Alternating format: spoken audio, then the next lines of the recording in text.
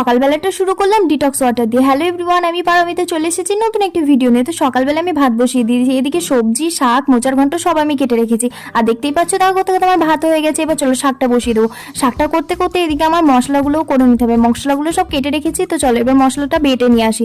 তো এদিকে মশলা দেখতেই পাচ্ছ আমার হয়ে গেছে, মশলাও হয়ে গেছে, আর ওদিকে আমার শাকও হয়ে গেছে। একে একে সব রান্নাগুলো করে নিতে হবে, যেগুলো ভালোভাবে কষিয়ে নেবো। আর এদিকে ফ্রিজে ছিল কিছু বোনলেস মাটন, তো মাটনগুলো আমি ভালোভাবে মশলা দিয়ে ম্যারিনেট করে ফ্রিজে রেখে দেবো, সন্ধ্যাবেলায় করবো পকোড়া।